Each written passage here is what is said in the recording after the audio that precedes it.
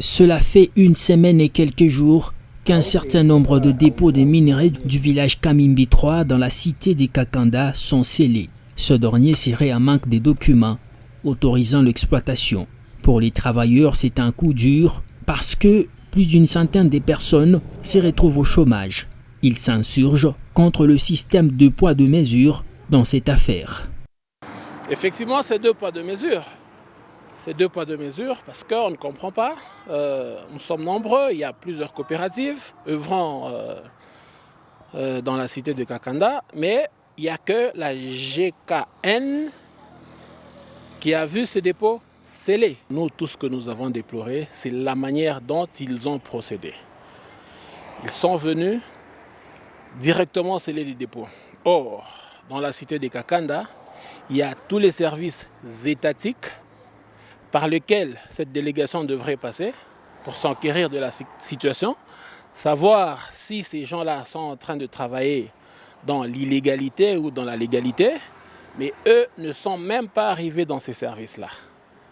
Ils sont arrivés directement à ces dépôts, ils ont scellé les dépôts sans même préavis, sans même convocation au préalable des responsables de ces dépôts-là.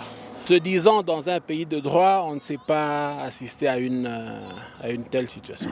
Madame Fifi va envoyer il y a 2 semaines une délégation à Kakanda pour sceller tous les dépôts, sans des raisons sérieuses ni officielles. Et après quelques heures plus tard, tous les dépôts de la coopérative Komibakat vont être décelés parce que cette coopérative Komibakat appartient à Madame Fifi, dont la gestion est confiée à son fils. Nous considérons que ça, c'est un comportement de nature à ternir même l'image de notre République. Sur cette même avenue, d'un côté, les dépôts restent scellés, notamment ceux de GKN, et de l'autre côté, les activités tournent normalement. C'est le cas des dépôts des CMDT. Aucun service de l'État ne les inquiète. Pourquoi? Personne sur les lieux n'a su donner la bonne réponse. Et pourtant, ces dépôts fermés ont brandi leurs documents, notamment l'encadrement des exploitants miniers artisanaux, adressés aux services compétents, la fiche des demandes des travaux des SAEMAP, l'avis technique favorable signé le 9 juin 2020 par la même direction, mais aussi les bordereaux de paiement de la Rabobank, des agréments des dépôts qui seraient imposés par l'autorité provinciale intérimaire.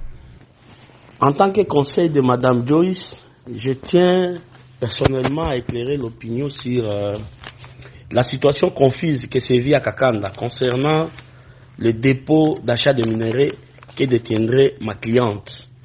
En effet, c'est depuis 2020 que ma cliente, présidente de la coopérative minière GKN, a obtenu un avis favorable du gouvernement provincial. Curieusement, vers le mois de novembre 2021, ma cliente va être invitée par Madame Fifi pour lui exiger désormais à payer une redevance minière de $7 500 pour chaque dépôt.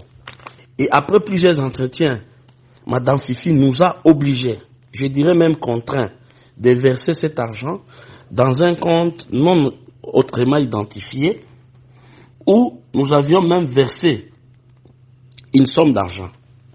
Un montant évalué à $9 000 américains.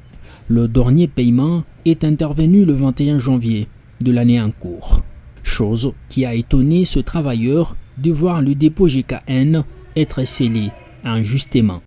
On a été installé officiellement. Et bon voilà, on ne sait pas si c'est des règlements de comptes ou s'il n'y a pas continuité de l'État. Le gouverneur Mouyej nous a reconnus. Même Maman Fifi, elle connaît bien que cette coopérative existe.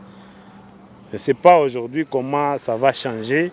On vient, on dit, bon voilà, il y a tel politicien désavoué, je ne sais pas, par son parti politique, que ceci. Bon voilà, ça ne peut pas continuer à œuvrer dans la province, je ne sais pas. Donc nous ne comprenons rien. Tous ces services-là étatiques perçoivent de l'argent de ces dépôts-là. Comment vous allez me dire que ces dépôts travaillent dans l'illégalité? D'où est-ce que vous avez tiré cette affirmation? Donnez-moi la preuve. prouvez-moi qu'il n'y a pas de division des mines là-bas. Parce que ces services, ils chargent des camions. Un camion avant de sortir, il faut un document signé par la province du Lualaba.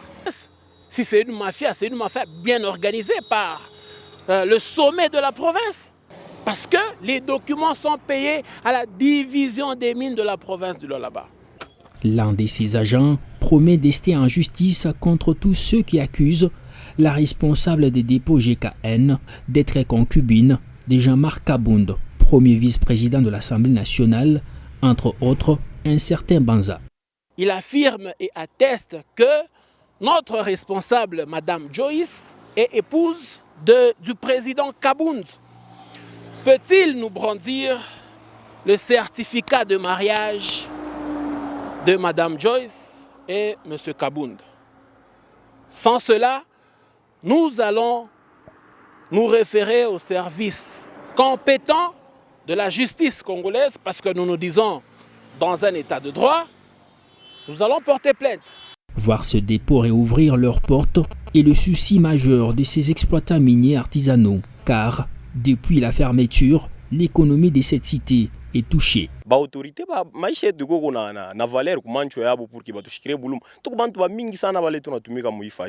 Que les autorités tiennent compte de notre quotidien. Depuis la fermeture des dépôts, rien ne marche. Ici, nous ne comprenons pas ce qui se passe.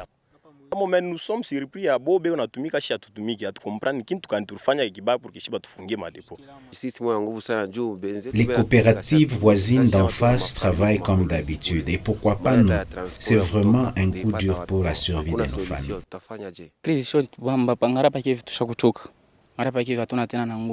Nous sommes en manque de sous depuis la fermeture des dépôts. Nous sommes sévèrement touchés par la crise. C'est compliqué pour nous.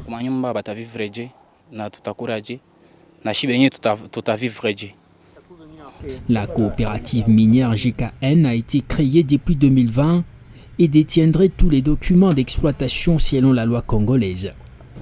L'exploitation minière artisanale au Lualaba mérite un bon encadrement afin d'être bénéfique aux filles et fils de cette province.